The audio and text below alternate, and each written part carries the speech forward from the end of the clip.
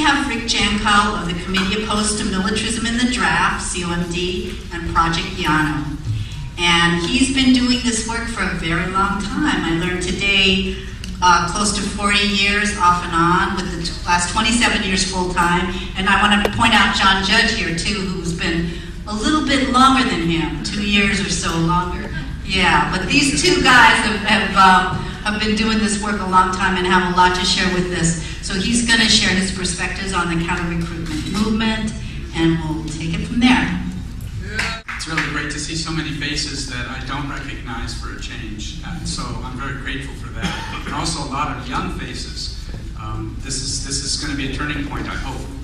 It's really good for people to understand the context for why we're here in Chicago, why we chose Chicago, and to know about the heavy influence of the military and some of these other forces.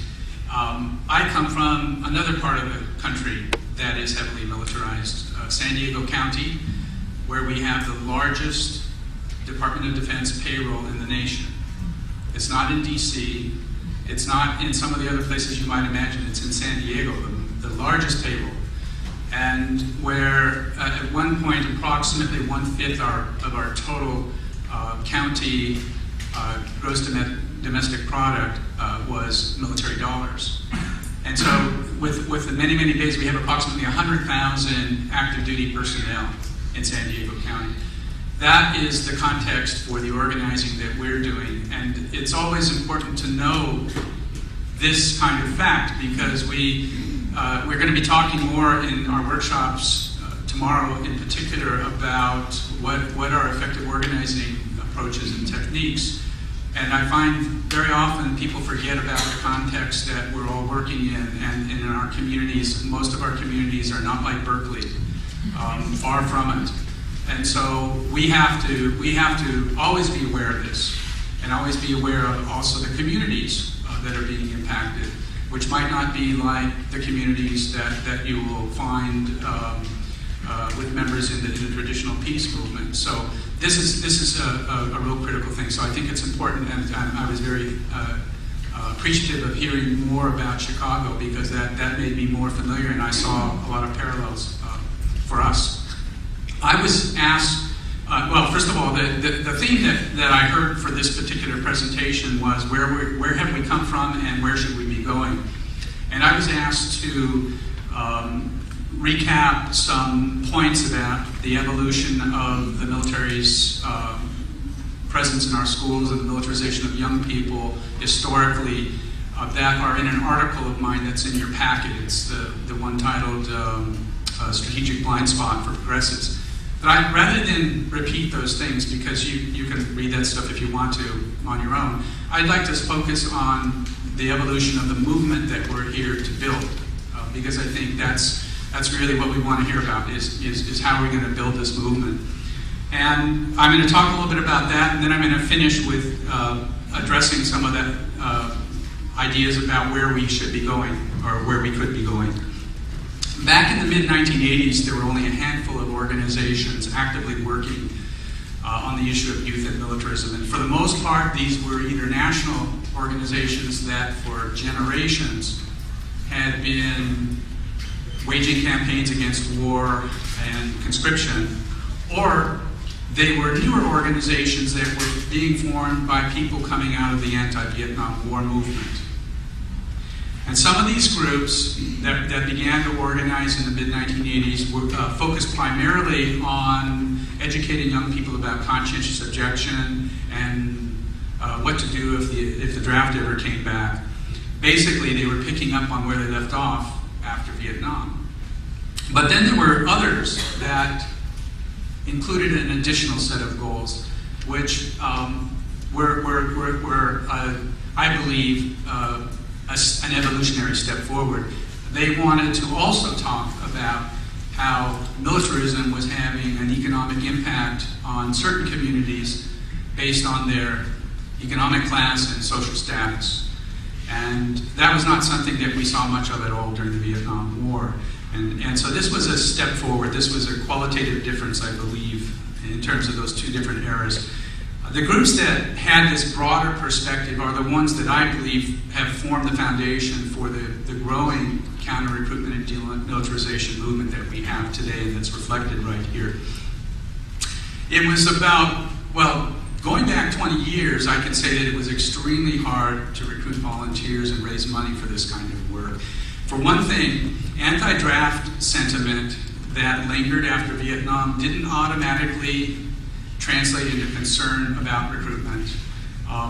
Those who had little understanding of the economic forces that pushed people to join the military, or who had not experienced some of the deceptive practices of recruiters themselves, just did not have much of an understanding of what was happening. And for many of them, the level of concern about people who were making a conscious choice to join the military ranked lower than their concern for people who were being conscripted 10 years earlier for the Vietnam War. And then also,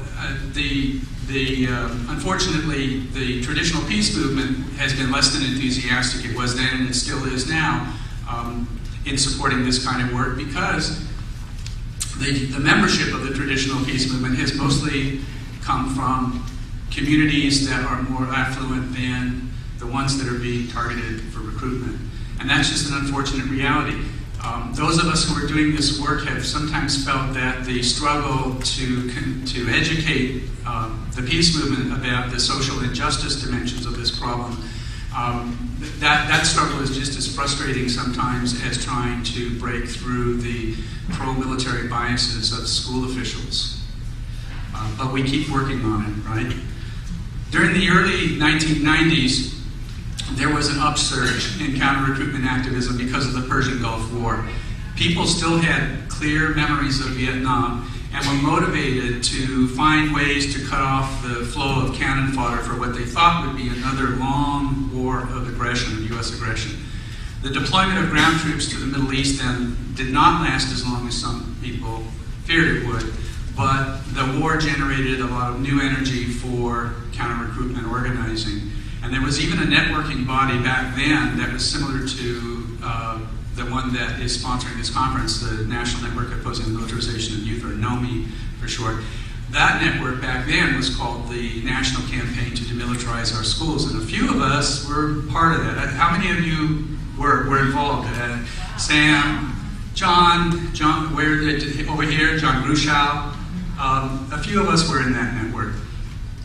And I think that when enthusiasm for this work began to die down by the late 1990s, it was that collaboration that helped many of us sustain ourselves and continue, because things started to die down again once the concerns about war in the Middle East began to fade.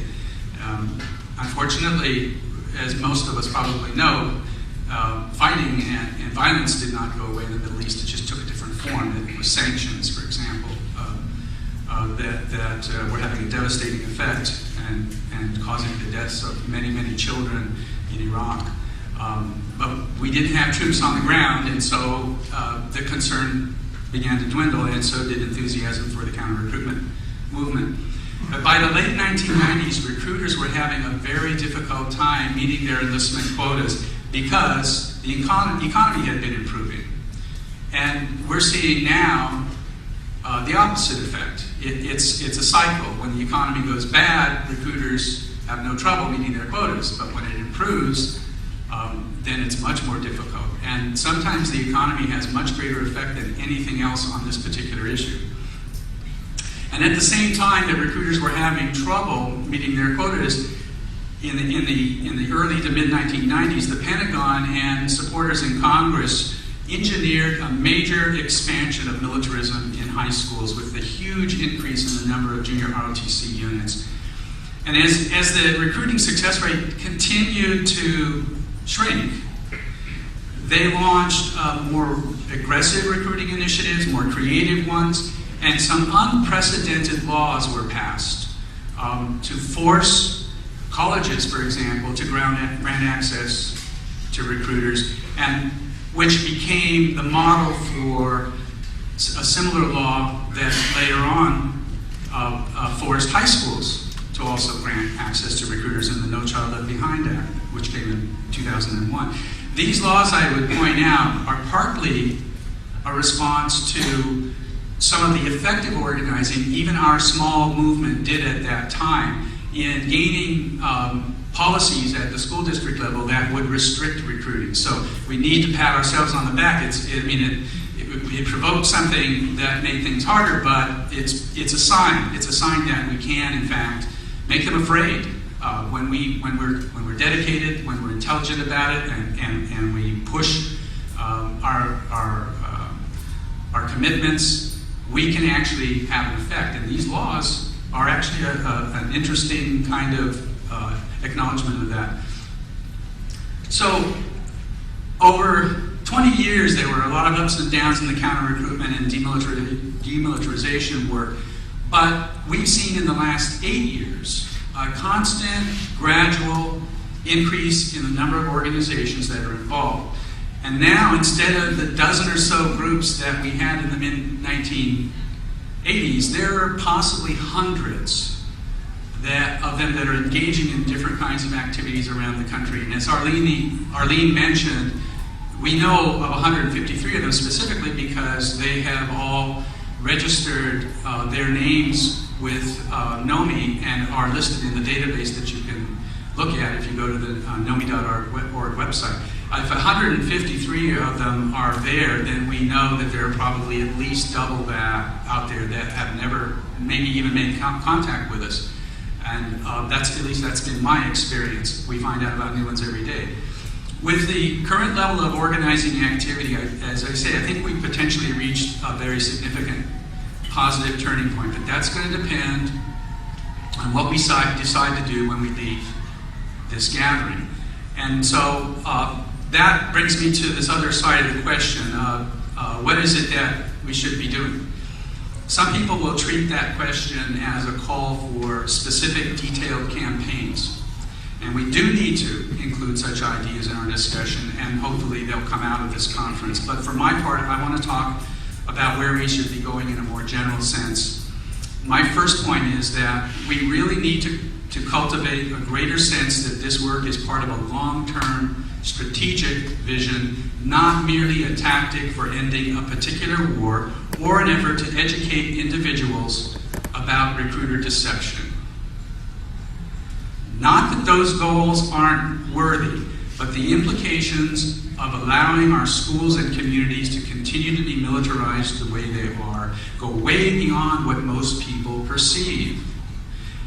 The effort the military is engaged in is not designed just to recruit bodies for war.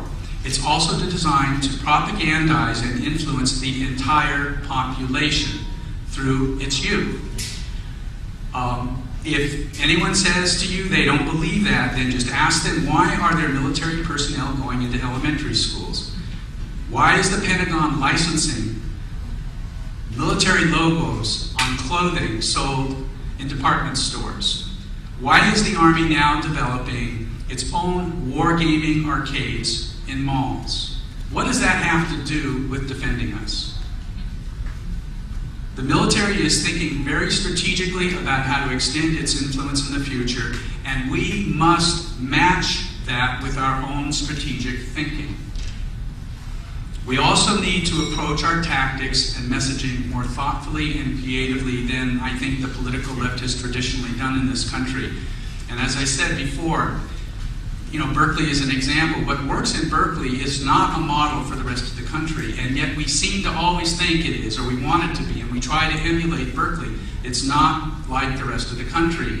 We have to know that what we try in one place often will have the opposite effect somewhere else. We also need to realize, and hopefully, these things are going to be discussed in some of these workshops, including the one on race, class, and culture and counter-recruiting, but we have to think carefully about the fact that some messages and approaches do not work the same way in different communities.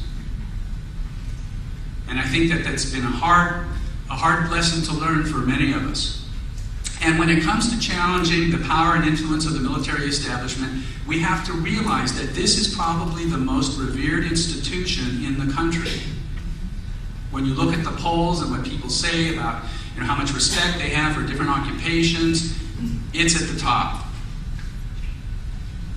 If we don't keep that fact in mind in our organizing decisions, we're going to push more people away from us than we're going to draw towards us. My last point is that our movement can grow faster and stronger when we learn to recognize how recruiting and militarization form an intersection for many different important issues. And if you want to see a list of such issues, just read the workshop descriptions for this conference. But let me give you a specific example. The presence of JROTC in our schools, as Nancy Cruz may point out to you, is directly connected to the lack of access that students have to quality education. Many students in working class families become very angry when they realize that, unlike the students from more affluent parts of the city, they are being tracked into the military instead of the colleges that they want to attend. And building an effective movement is learning to see that it will require not only good literature and engaging tactics, but also a clear view of the long-term commitment and strategic analysis that will be